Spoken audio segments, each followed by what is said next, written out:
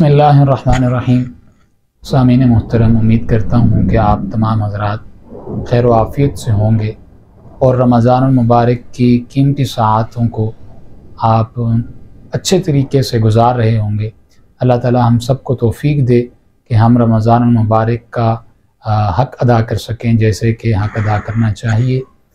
आज रमज़ानुल मुबारक का दूसरा रोज़ा है और हमेशा की तरह इस दफ़ा भी हमने कोशिश की कि हम आप हज़रात के सामने कुछ अल्लामा साहब हमारे साथ मौजूद हैं और हम उनसे कुछ सवालात करें, आपके सवालात उनके सामने रखें ताकि कुछ मालूमात का ज़ख़ीरा हमारे पास भी हो कि हमने किस तरीके से रमज़ान मुबारक की इन सादतों से, इन बरकतों से फ़ायदा उठाना है और हमारे रोज़े के अंदर कौन कौन से मसाइल हैं जिनका हमें ख़्याल रखना चाहिए। तो इन सारी बातों पर इंशाअल्लाह ताला हमारी इस ट्रांसमिशन में हमेशा की तरह इस दफ़ा भी बातचीत होगी, आपके मसाइल रखे जाएंगे। आपका सवाल पूछने के लिए स्क्रीन पर जो नंबर आ रहा है इस नंबर पर भी आप मैसेज करके अपना सवाल पूछ सकते हैं, या जहाँ पर भी आप यूट्यूब पर, फेसबुक पर या टिकटॉक पर जहाँ पर भी हमारी आप वीडियो मुलाहिज़ा कर रहे हैं यहाँ पर आप कमेंट करके भी अपना सवाल हमसे कर सकते हैं। इंशाअल्लाह हम मुकम्मल कोशिश करेंगे कि जो वक्त हमारे पास होता है उस वक्त के अंदर हम आपके तमाम तर सवालात को प्रोग्राम का हिस्सा बनाएं। अब हमारे जो मेहमान हैं अल्लामा अमजद सैयद कुरैशी साहब हमारे साथ मौजूद हैं इस वक्त, उनकी तरफ चलते हैं। अस्सलामु अलैकुम रहमतुल्लाह। वालेकुम अस्सलाम व रहमतुल्लाहि व बरकातुहू। मौलाना साहब कैसी तबीयत? ये अल्लाह का बड़ा एहसान है। रमज़ान मुबारक का आज दूसरा रोज़ा है। जी जी और जी। मौसम भी कल तो बहुत ज़्यादा गर्म था, आज मुझे ये चादर लेने की जी ज़रूरत पड़ी। माशाअल्लाह, ये मौसम बड़ा सुहाना है, अल्हम्दुलिल्लाह। ये बड़ा अच्छा है। अच्छा अल्लामा साहब, आप सबसे पहले हमें ये बताएं कि रमज़ान के जो रोज़े हैं इनके पीछे की हिकमत, इनके पीछे का फ़लसफ़ा क्या है? ये अल्लाह ताला ने जो रमज़ान मुबारक का एक महीना मुसलमानों को दिया है, इसके पीछे रीज़न क्या है, वजह क्या थी? बड़ा अच्छा सवाल आपने पूछा है। फ़लसफ़ा इसका कुरान करीम ने खुद बयान कर दिया है, सही। हमें किसी फ़लसफ़ी के पास जाने की ज़रूरत नहीं है। अल्लाह ताला ने रमज़ान की फ़र्ज़ियत का ज़िक्र करते हुए इरशाद फरमाया, या अय्युहल्लज़ीना आमनू कुतिबा अलैकुमुस्सियाम, ए ईमान वालो तुम पर रोज़े फ़र्ज़ है। कमा कुतिबा अलल्लज़ीना मिन क़ब्लिकुम, जैसे तुमसे पहले लोगों पर फ़र्ज़ थे। आगे अब फ़लसफ़े का तज़किरा आगे अल्लाह पाक फरमा रहे हैं, लअल्लकुम तत्तकून, ताकि तुम मुत्तकी बन जाओ। अब इसका फ़लसफ़ा जो है वो ताकि इंसान के अंदर तकवा पैदा हो जाए, परहेज़गारी पैदा हो जाए, इंसान गुनाहों से बचने वाला बन जाए। तकवे का माने ये है कि बचने वाला, गुनाहों से बचने वाला। अब इसका ये मतलब नहीं है कि आदमी गुनाह भी करता रहे और इधर दूसरी तरफ भी सिलसिला जारी रखे। असल रोज़े का फ़लसफ़ा ये अपने आप को गुनाहों से बचाना। अब बचाना कैसे है? देखिए, एक रोज़ा होता है पेट का जी, और एक रोज़ा होता है जिस्म के सारे आज़ा का जी। अब एक आदमी मसलन अगर किसी गलत काम की तरफ चल कर जाता है तो उसने पाँव का रोज़ा तोड़ दिया। अगर किसी गलत चीज़ को छूता है, हाथ लगाता है, तो गोया उसने हाथों का रोज़ा तोड़ दिया, उसके हाथों का रोज़ा ख़त्म हो गया। अगर गलत चीज़ कानों से सुनता है, गीबत सुनता है, गुनाह की बात सुनता है, लग़वियात सुनता है, गाने सुनता है, कोई और चीज़ सुनता है, मौसीकी सुनता है, तो गोया कानों का रोज़ा टूट गया, ख़त्म हो गया। इसी तरह अगर ज़बान से गलत बोलता है, झूठ बोलता है, गालम गलोच के अंदर मुब्तला होता है, तो गोया ज़बान का रोज़ा टूट गया। अगर निगाह गलत इस्तेमाल करता है तो आंखों का रोज़ा ख़त्म हो गया। दिमाग से गलत सोचता है तो दिमाग का रोज़ा ख़त्म हो गया। तो इसीलिए हुजूर सल्लल्लाहु अलैहि वसल्लम ने इरशाद फरमाया कि बाज़ लोग रोज़ा रखते हैं लेकिन सिवाय भूख और प्यास के उनके हिस्से में कुछ नहीं आता। उसकी वजह यह है कि वो बाकी आज़ा को कंट्रोल नहीं करते। तो रोज़े का फ़लसफ़ा यह है कि सारे आज़ा को बचाया जाए, गुनाहों से बचाया जाए, हाथों को गलत पकड़ने से बचाया जाए, पाँव को गलत चलने से बचाया जाए, आंखों को गलत देखने से बचाया जाए, कानों को गलत सुनने से बचाया जाए और ज़बान को गलत बोलने से बचाया जाए। तो ये तकवा है। परहेजगारी है, तो ताकि तुम्हारे अंदर तकवा आ जाए। दूसरी बात तकवे की ताबीर ये भी हो सकती है कि जब आदमी खुद भूखा होता है तो किसी भूखे का एहसास दिल के अंदर पैदा होता है, खुद प्यासा होता है तो प्यासे का एहसास दिल के अंदर पैदा होता है कि भाई जिनको पानी नहीं मिलता उन पर क्या गुजरती होगी। खुद भूख बर्दाश्त करता है तो ये भी इसका एक फलसफा है। तीसरी बात यह है कि अल्लाह खाता नहीं है, पीता नहीं है, इन चीजों से अल्लाह ताला पाक है। तो ये थोड़ी देर अल्लाह ताला अपने बंदे को भूखा रखकर, प्यासा रखकर, अल्लाह तबारक व ताला इस पर एक अपना अक्स जो है वो डालना चाहता है ताकि इसके अंदर भी ये सिफात पैदा हो जाए, यानी उसके मकाम एहसास और उसके मकाम और मर्तबे को अल्लाह ताला बुलंद करने के लिए, शान देने के लिए अल्लाह तबारक व ताला इसको ये अरसल या मशक कह दें, उससे ये करवाई जाती है। वैसे भी हम देखते हैं ना कि लोग जैसे ही रमज़ान मुबारक करीब आने लगता है तो लोग रमज़ान से पहले ईद की तैयारियों में जुट जाते हैं, और उसमें हर किसी की ये कोशिश होती है कि भाई मैं कितना राशन ले जाऊं। आप रमज़ान से 2 दिन पहले देखें कि बाज़ारों में कितना रश होता है, जबकि इंसान सोचे कि आम दिनों में अल्लाह ताला वही हैं, रज़ाक वही हैं, रिज़्क वही देने वाले हैं, और हम 3 टाइम खाते हैं और उसके अलावा भी जिस वक्त मौका मिलता है बंदा खाता है। लेकिन रमज़ान मुबारक में सारा दिन रोज़ा है, आपने 2 वक्त का खाना खाना है, उसके लिए पहले से परेशानी लग जाती है।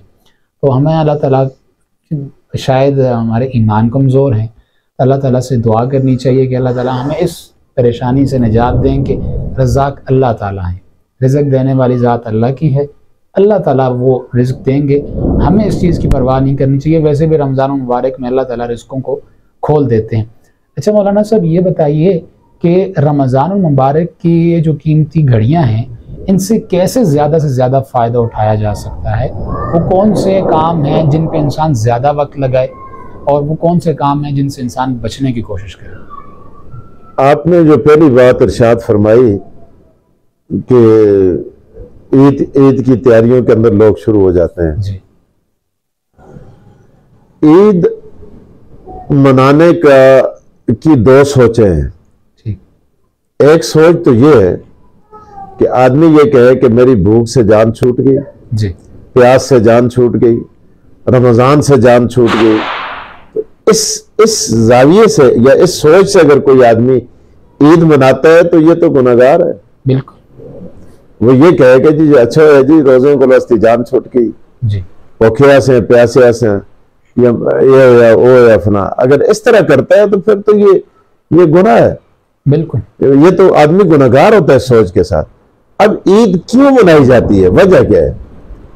अब ये बाज गैर मुस्लिम कम्युनिटी जो है उनकी तरफ से भी ये सवालात उठाए जाते हैं कि जी भाई आप ईद मनाते हैं, रमजान के बाद गए कि आप खुश होते हैं कि जी रोजों से जान छूट गई, बल्कि इसके लिए ईद नहीं मनाई जाती। मनाई इसलिए जाती है कि हम खुशी इसलिए मनाते हैं, अल्लाह तेरा शुक्र है तूने हमें रमजान दिया था और रमजान हमने मुकम्मल कर लिया, अल्हम्दुलिल्लाह तेरे हुक्म को हम बजा लाए, हमने तरावी पढ़ी, हमने तिलावत की, हमने कुरान पढ़ा, हमें ये सीजन का बख्शिश के सीजन का जो महीना था ये हमें नसीब हुआ। तो इस जाविये निगाह से अगर ईद मनाई जाती है तो ईद का मनाना जो है वो सवाब के अंदर आता है। तो इसीलिए बुजुर्गों ने लिखा है लैसल ईद बिलुब्सिल जदीद अल ईद लिमन खाफल वईद, जिसने नए कपड़े पहने उसकी ईद नहीं है। नए कपड़े पहनने का नाम ईद नहीं है, लफ्ज़ जदीद का नाम ईद नहीं है। ईद अल्लाह से डरने का नाम है, दिल के अंदर खौफ खुदा पैदा हो जाए। खौफ खुदा कैसे पैदा होगा कि भाई मेरे बच्चे अगर नए कपड़े पहनते हैं तो मेरे पड़ोसी हैं, वो मेरे रिश्तेदार हैं, मेरे माशरे के अंदर गुरबा हैं, तो उनको भी मुहैया किए जाए। वो फितराना देता है, सदका करता है, खैरात करता है, लोगों के अंदर राशन बांटता है, उनको सहरी इफ्तारी कराता है, उन गरीबों की मदद करता है। तो इस जाविये से अगर ईद मनाता है, इसलिए सैयदना शेख अब्दुल कादिर जिलानी रहमतुल्लाह अलैह, महबूब सुबहानी, अल्लाह ताला उनकी कब्र पे करोड़ों रहमतें नाज़िल फरमाए, बहुत बड़े आदमी थे, इमामुल औलिया। तो उनका गालिबन ये कौल है अल ईद लैसल ईद लिमन रकिबल मताया अल ईद लिमन गफरहुल खताया, उसकी ईद नहीं है, कि जो बड़ी बड़ी सवारियों पर, बड़ी बड़ी गाड़ियों पर सवार होकर घूमता है, फिरता है और वो इधर उधर जाता है, चक्कर लगाता है। तो पूछा हजरत ईद किसकी है? फरमाया ईद उसकी है लिमन गफरहुल खताया, के जिसने अपने गुनाहों को बख्शवा दिया।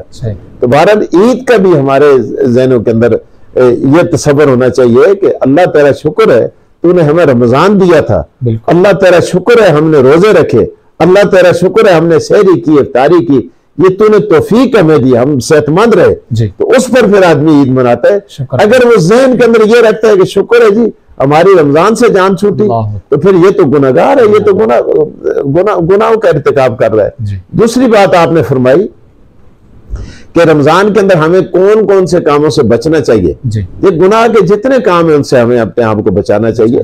जबान को झूठ से बचाना चाहिए, गीबत से बचाना चाहिए। गीबत आज हमारी महफिलों के अंदर बहुत आम हो चुकी है।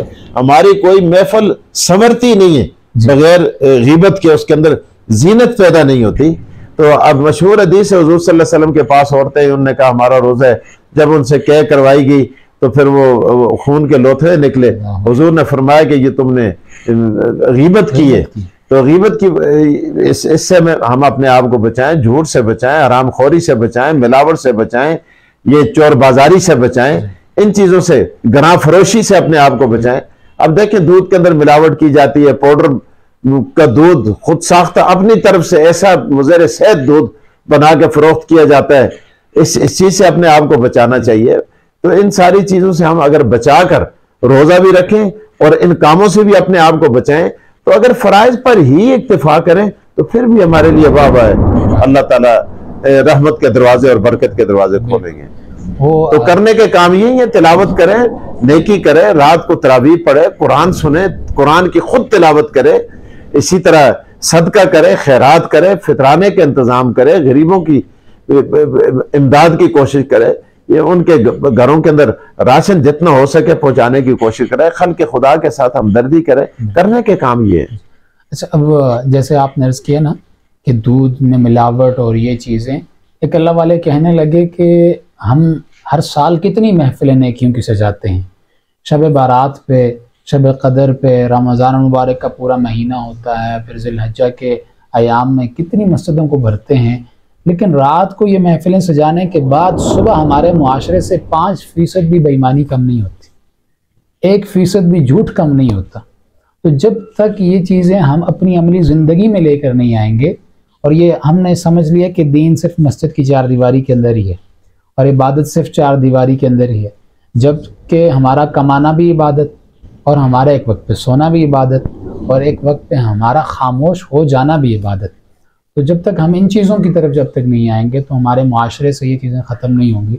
अल्लाह ताला हमें ये गुनाहों के कामों से बचने की तौफीक अता फरमाए और नेकी के कामों को करने की तौफीक अता फरमाए। अल्लामा साहब आपका बहुत बहुत शुक्रिया। इंशाअल्लाह ताला कल से हमारे सवालात भी आना शुरू हो जाएंगे, तो ज़रूर हम कोशिश करेंगे कि इस ट्रांसमिशन को थोड़ा लंबा लेके जाएं, लोगों के जितने सवालात हों हम उन सवालात को आपके सामने रखें और उनके जो सही जवाबात हैं वो लोगों तक पहुँचें।